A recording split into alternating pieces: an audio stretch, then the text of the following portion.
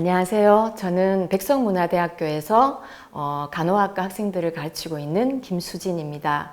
오늘 여러분들과 함께 나눌 얘기는 노화에 따른 신체적, 심리적 변화에 대한 이야기입니다. 아무래도 웰다잉을 준비하는 입장에서 나이가 들면서 나타나는 여러 가지 변화, 특히 신체적인 변화와 그리고 심리 정서적인 변화를 잘 이해하고 대처한다면 웰다잉에 좀 더 접근할 수 있지 않을까라는 그런 기대를 해보면서 이 강의를 시작해 보도록 하겠습니다. 자, 먼저 나이가 들면서 노화에 따른 신체적, 심리적 변화를 이야기하기 전에 노인이 뭔지, 왜 노화가 일어나는지, 그리고 노인의 특성에 대해서 잠깐 살펴보고 넘어가도록 하겠습니다. 자, 여기 보시면은 일단 노인의 개념에 대해서 나와 있는데요. 여러분들이 잘 아는 노인의 개념은 나이에 따른 개념이시죠. 전 세계적으로 보통 65세 이상을 노인으로 지칭하고 있습니다.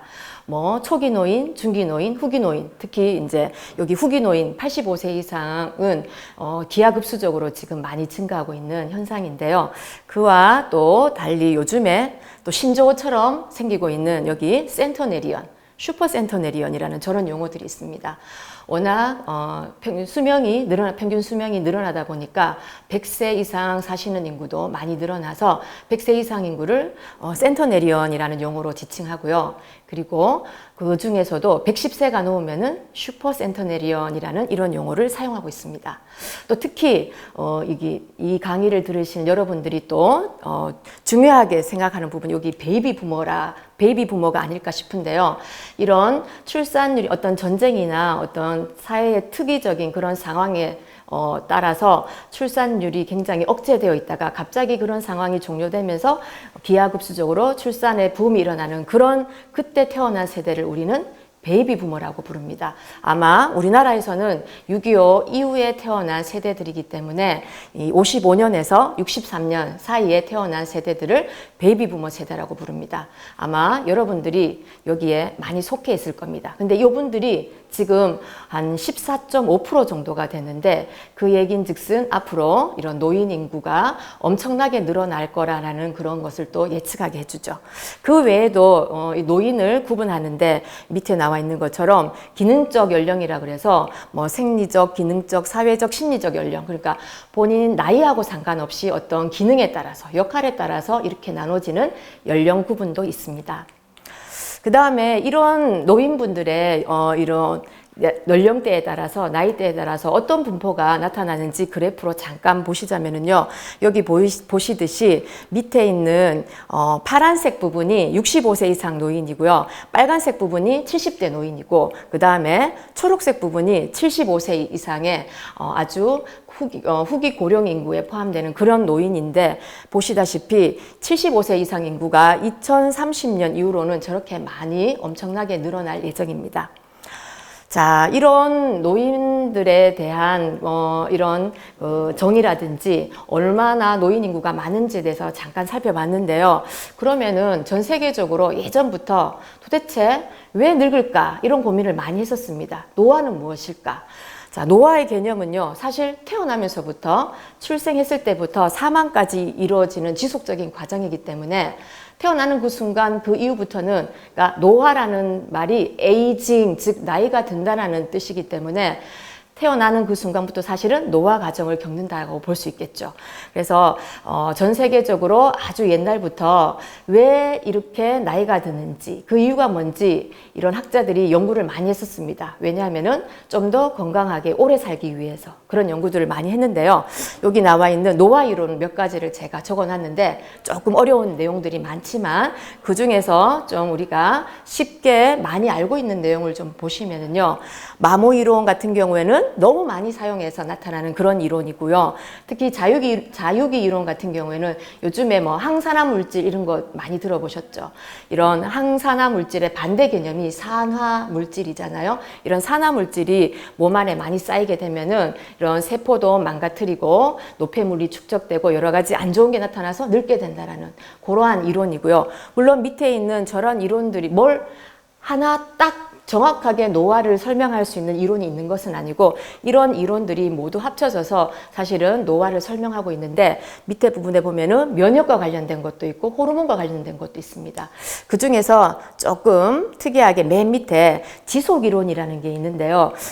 사람의 성격과 기본 행동은 절대 나이가 들어도 변하지 않는다라는 그런 이론인데 재밌게도 아마 그런 얘기 많이 들어보셨을 겁니다. 변하면은 죽는다라는 거. 그래서 사람의 본성은 원래 변하지 않는다. 변하게 되면은 뭔가 문제가 있는 것이다. 이런 것들이 아마 이런 이론에서 나오지 않았을까라는 생각이 듭니다. 그래서 이런 다양한 노화 이론들이 있고요. 그리고 노인 인구가 얼마나 되느냐에 따라서 이렇게 노인 사회를 지칭하는 이런 용어들이 있습니다. 노인 인구 65세 이상 인구가 7% 이상이 되면은 고령화 사회라고 부르고 그 다음에 그 7% 이상부터 14%까지를 고령사회라고 부르는데 우리나라는 지금 현재 고령사회입니다. 2018년에 14%가 넘었고 현재 제가 알기로는 15.1%인가 15%가 넘는 걸로 알고 있습니다. 근데 그 중에서 아까 말씀드린 것처럼 베이비 부모 세대들이 이제 노인이 됐을 경우에는 그만큼 기하급수적으로 늘어난다는 그런 뜻이 되겠죠. 그리고 이제 초고령 사회는 20%가 넘는 65세 이상 인구가 20%가 넘는 사회인데 우리나라는 지금 2026년이 그 예상되는 해입니다. 그래서 우리나라의 노인 인구 특성을 살펴보면은요, 일단은 굉장히 빠릅니다. 노인 인구가 증가하는 속도가 빠릅니다. 그만큼 평균 수명이 증가되고 있다는 얘기고요. 그 다음에 그 중에서도 특히 여성 인구가 많이 늘고 있는데 그러다 보니까 여성 독거노인 인구 수가 많이 늘어나고 있습니다. 그 외에도 85세 이상의 초고령 인구가 늘어나고 있고요. 굉장히 많이 늘어나고 있고 그에 따라서 만성질환을 가진 사람들이 엄청나게 늘어나고 있습니다. 그리고 그러다 보니까 노인을 부양하는 그런 부양 부담도 더 늘고 있겠죠. 자, 이런 문제도 있지만 사실 맨 마지막에 있는 노인 인구의 질적 변화처럼 예전의 노인과는 달리 요즘에는 굉장히 학력도 높고 그리고 어떤 경제적인 이런 능력도 좋아서 구매력까지 갖춘 그런 노인들이 앞으로 점점 늘어나기 때문에 이런 노인 산업, 실버 산업에 대한 이런 증가가 굉장히 관심도 많이 갖고 있고 많이 늘어나고 있는 그런 실정입니다. 자, 그래서 여기 노인 인구가 이만큼 늘어나고 있다는 고령화 사회, 고령사회, 초고령사회라는 말씀드렸지만 우리나라는 정말 빠르게 그 속도가 빠르게 늘어나고 있는데 얼마만큼 빠르냐 이 표를 보시면요. 프랑스 같은 경우에는 노인 인구 7%에서 14% 될 때까지 115년이나 걸렸습니다. 근데 쭉 바로 맨 밑에 우리나라는 18년, 그 다음에 14%에서 20%가 되는 해는 프랑스는 39년이 걸렸는데 우리나라는 8년. 우리나라 바로 위에 있는 일본 같은 경우 전 세계에서 노인 인구가 가장 많은 일본조차도 일본의 어떤 속도도 우리나라가 넘어설 만큼 굉장히 빠른 속도로 지금 증가하고 있다는 거. 그 얘기는 노인에 대한 그만큼 정책이라든지 여러 가지 뒷받침하는 제도라든지 아까 나온 노인 산업이라든지 이런 것들의 변화가 있을 수밖에 없다라는 그런 얘기가 되겠죠. 자, 다음에 이제 이렇게 해서 여러분들과 먼저 신체적, 심리적 변화를 이야기하기 전에 먼저 노인 인구의 특성 그리고 어떻게 변화하고 있는지에 대해서 간략하게 살펴봤습니다. 자, 이제 지금부터는 노화에 따른 신체적 변화에 대해서 한번 살펴보도록 하겠습니다. 자, 일단은 나이가 들면서 어떤 변화가 나타나는지 피부계부터 먼저 살펴보도록 하겠습니다. 자, 피부계는요, 일단 피부층 변화가 나타나는데 피부는 일반적으로 표피, 진피, 피하 조직이라는 이런 층들로 구성이 되어 있습니다. 근데 나이 들면서 표피, 진피도 얇아지고 밑에 피하 조직도 얇아집니다.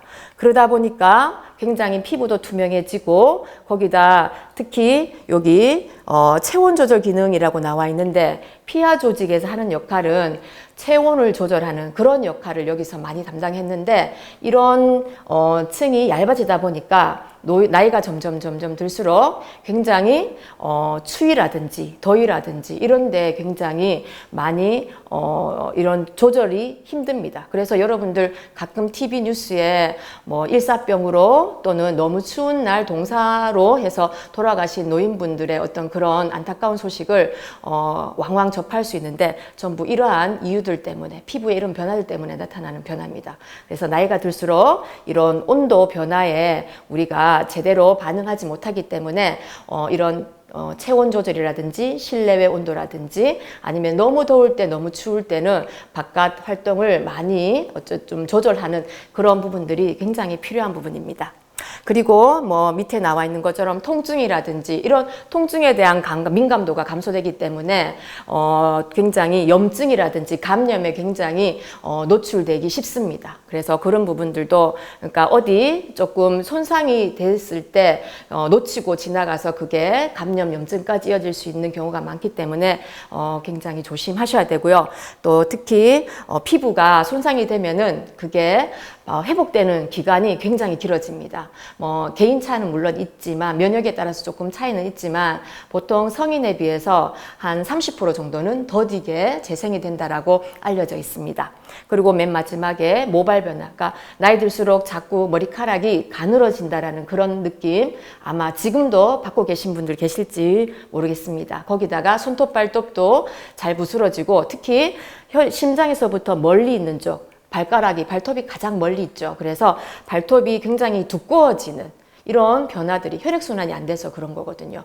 그런 변화들을 경험할 수 있습니다. 그래서 혈액순환이 잘 되도록 평상시에 여러 가지 운동이라든지 보온에 신경 쓰는 거 나이 들수록 굉장히 중요한 부분이라고 할 수 있겠습니다. 다음은 근골격계 변화에 대해서 알아보도록 하겠습니다.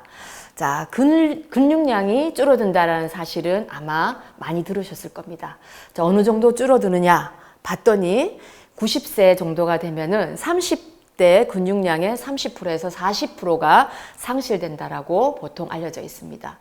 보통 이제 요즘에 뭐 TV라든지 여러 가지 방영되는 프로에서도 많이 이 얘기가 나오지만 보통 일반적인 노인일 경우에 한 80세 노인일 경우에는 한 30% 정도가 상실되고 90세 정도 노인은 40% 정도까지 상실된다라고 알려져 있습니다. 물론 이 부분도 이제 개인 차이는 상당히 있지만 여러분들 아마 TV에서 뭐 근육, 몸짱 어르신들 나와서 하는 거 아마 보신 적 있을 겁니다. 사실은 그 정도의 근육량을 가지려면은 굉장한 노력이 필요해서 일반적인 사람은 사실은 따라하기 힘든 부분이기 때문에 일반적으로는 저렇다라는 얘기입니다. 그 다음에 이제 나이가 들면서 또 생기는 변화 중에 하나가 키가 줄어들게 되죠. 그래서 이제 여러분들 건강검진 아마도 1년에 한 번 내지는 요즘에는 대부분 1년에 한 번씩은 보통 건강검진을 받으시죠. 건강검진 할 때 제일 먼저 체크하는 게 키와 몸무게인데요. 연세 드실수록 키 몸무게 체크하고 내 키가 왜 이렇게 줄었어? 막 이러면서 화내시지 마시고요. 원래 이제 그 척추 디스크라고 알려진 그 디스크 안에 그 뼈와 뼈 사이에 척추뼈와 뼈 사이에 디스크 안에는요. 여러 가지 물질들이 있는데 그 물질 중에 수분이 있습니다. 그 수분이 나이가 들수록 우리 전체 몸에서 수분이 많이 감소되기 때문에 그 척추 디스크 안에 있는 수분량도 감소됩니다. 그러다 보니까 어쩔 수 없이 키도 줄어든다라는 거. 그리고 칼슘도 많이 빠져나가기 때문에 나이 들수록 골다공증도 많이 생기고요. 그러다 보니까 골다공증은 또 골절의 위험성을 굉장히 높이는 중요한 원인이 되죠.